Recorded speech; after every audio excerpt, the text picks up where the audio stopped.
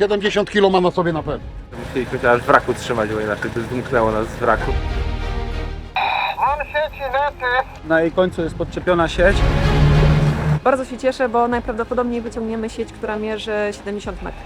Jakie zagrożenie dla Bałtyku stanowią sieci widmo? Będą zajmowali się monitoringiem pod kątem na przykład paliwa, które zalega we wraku albo w broni chemicznej. Będzie pół wraku owinięte tym.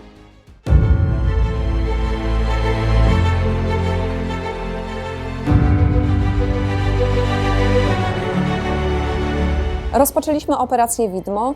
Operacja Widmo jest wynikiem porozumienia pomiędzy marką Bioterm i Fundacją Mare pod patronatem merytorycznym Akademii Morskiej w Szczecinie. Fundacja Mare zajmuje się szeroko rozumianą ochroną ekosystemów morskich ze szczególnym naciskiem na ochronę Morza Bałtyckiego. Główne obszary tematyczne, w których działamy, to temat odpadów morskich, niebezpiecznych wraków oraz zrównoważonego rybołówstwa. W naszej działalności szczególnie ważny jest dla nas aspekt edukacji społeczeństwa, budowania wrażliwości ekologicznej, a także inicjowania współpracy międzysektorowej, w tym szczególnie z partnerami naukowymi, a także aktywizacja biznesu do działań na rzecz ochrony środowiska. Zaangażowanie marki Bioterm wynika z globalnej kampanii New Water Lovers i celem tej kampanii jest przenoszenie namacalnego wpływu, jeżeli chodzi o ochronę oceanów i mórz. Celem operacji Widmo jest oczyszczenie wraków, które znajdują się w Morzu Bałtyckim z tak zwanych sieci Widmo. Sieci widmo zawsze u nas były kojarzone jako sieci, które robią sztuczny przyłów. Teraz bardziej są kojarzone z tym, że to są sieci, które są plastikowe, czyli cały ten plastik, który się tam uwalnia powoli, potem trafia po prostu do nas. Dlatego im więcej tego wyjmiemy, tym lepiej dla środowiska. Sieci widma to potoczna nazwa zalegającego na dnie zagubionego sprzętu połowowego, takiego jak sieci, liny czy pułapki, które po zatonięciu nadal kontynuują połowy, stanowiąc zagrożenie dla wszelkiego rodzaju stworzeń morskich, takich jak ryby, ptaki czy ssaki, które mogą się w takie sieci zaplątywać. Ponadto sieci widma są także plastikowym odpadem morskim, nieulegającym rozkładowi. Najnowsze badania dotyczące problemu sieci widm, opublikowane w październiku 2022 roku, podają, że globalnie każdego roku do mórz i oceanów trafia około 78 000 km² różnego rodzaju sieci połowowych. Bardzo często miejscem akumulacji takich sieci są wszelkiego rodzaju zaczepy podwodne, takie jak przede wszystkim wraki. Będziemy się ustawiać, a jak będziemy napływać, dąsać. Będziemy rzucać sonar. Sonar jest to takie urządzenie hydrograficzne, które nam obrazuje dno. Tak popularnie mówimy, że malujemy dno dźwiękiem. W tej chwili robimy to po to, aby zweryfikować, czy na wraku, na którym właśnie się pozycjonujemy, znajdują się te nasze celowe obiekty do wyciągnięcia, czyli sieci. Jesteśmy w laboratorium hydrograficznym, gdzie zbiegają się wszystkie sygnały potrzebne do obsługi urządzeń hydrograficznych, które mamy zainstalowane na statku, czyli echosondy wielowiązkowej i sonaru. I jednocześnie jest to miejsce dowodzenia operacją widmo. To jest prawdopodobnie sieć wisząca w tonie.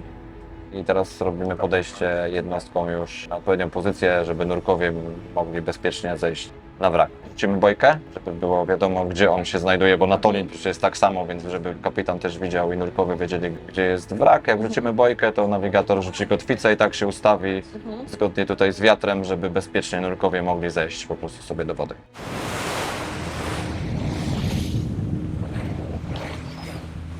Plan jest taki, żeby wyciąć sieci z wraku.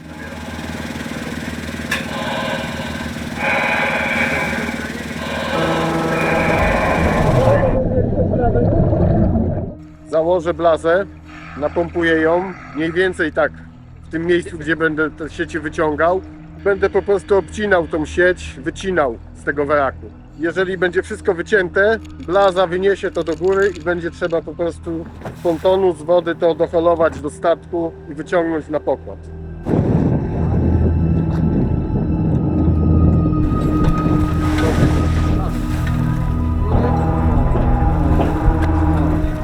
Wchodziliśmy do wody przy względnie dobrych warunkach. Zdążyliśmy tam jedną sieć wyciąć. Trochę sieci jeszcze tam jest do wycięcia, ale warunki się pogorszyły. Statek zaczął się oddalać od boi. Raz zbliżał się, raz oddalał, więc kierownik musiał przerwać pracę. No i jutro po prostu przy lepszych warunkach zejdziemy jeszcze raz i dokończymy. Musieliśmy chociaż wraku trzymać, bo inaczej by zmknęło nas z wraku i tyle.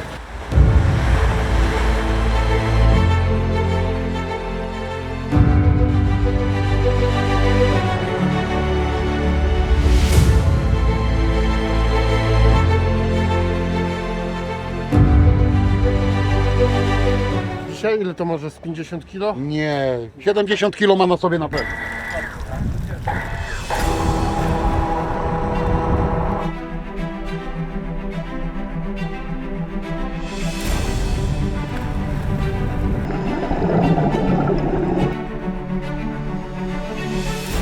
Mam sieci nety i akurat obcinam, nie? Żeby ją uwolnić.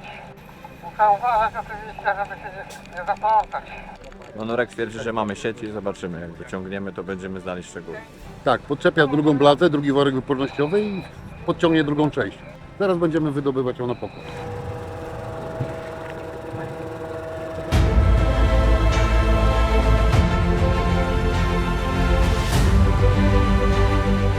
Bardzo się cieszę, bo najprawdopodobniej wyciągniemy sieć, która mierzy 70 metrów.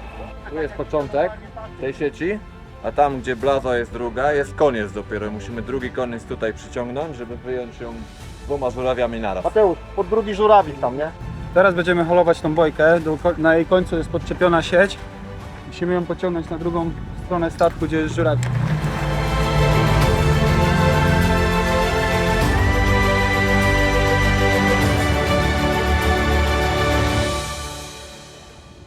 Gros wraków przykryte jest sieciami i jest niemożliwością zobaczenia, co jest pod siecią. Usunięcie sieci z wraku to jest pierwszy super krok do zweryfikowania wraku, w jakim jest stanie, zardzewiały czy rozbity przez działania wojenne, jakie jest zagrożenie.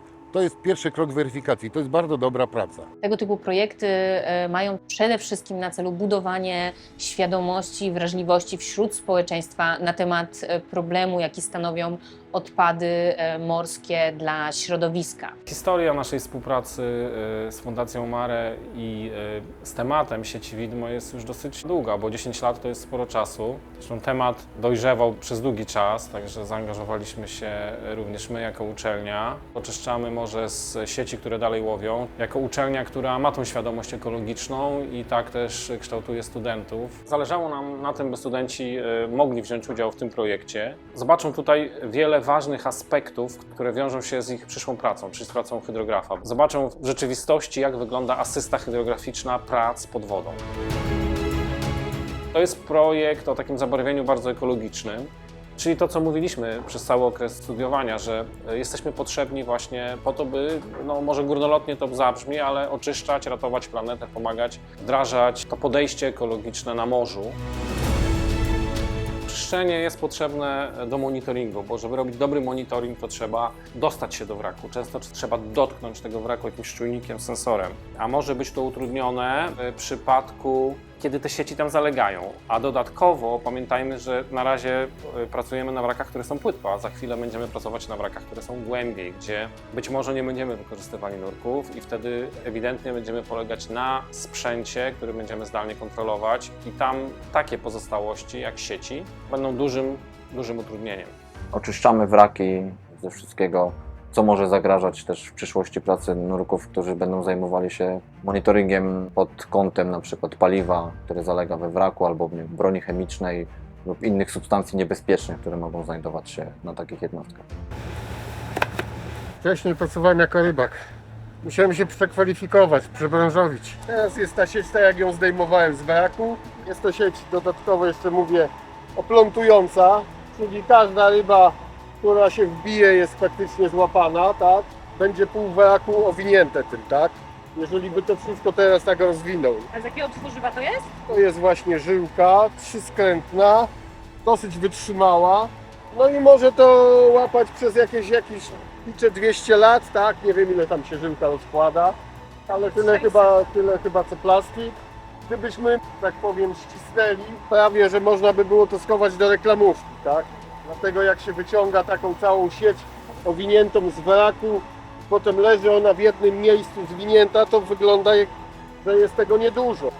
Cała sieć, jedna sieć, ma długość około 65 do 70 metrów. Jeszcze jednego nie powiedzieliśmy, właśnie najważniejszego, że przy wrakach jest właśnie najwięcej ryby, tak? Też niestety te siatki ją tam przy okazji wyłapują.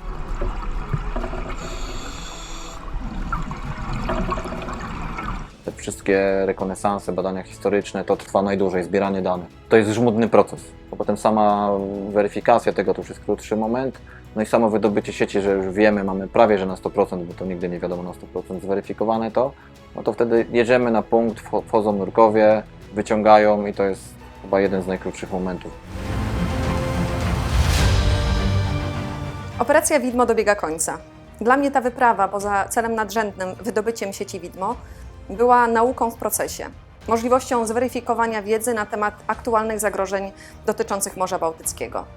A wyzwania, które napotkaliśmy w trakcie rejsu, a było ich niemało, były podstawą do rozmowy zarówno z przedstawicielami Fundacji Mare, jak i Akademią Morską w Szczecinie, w jaki sposób sprawić, aby nasze działania były jeszcze bardziej skuteczne w przyszłości. Realizacja tego projektu była dla nas niezwykle cennym doświadczeniem, ponieważ pozwoliła nam na zweryfikowanie informacji, jakie posiadamy na temat tego, jakie zagrożenie dla Bałtyku stanowią sieci widmo. W ramach tego projektu wytypowaliśmy 8 wraków na głębokościach do 30 metrów. Przeprowadziliśmy oględziny tych wraków oraz wyłowiliśmy cały sprzęt połowowy, który udało nam się na tych wrakach zlokalizować. Konieczna jest weryfikacja wraków na większych głębokościach. Mamy nadzieję, że taką weryfikację uda nam się przeprowadzić w najbliższej przyszłości.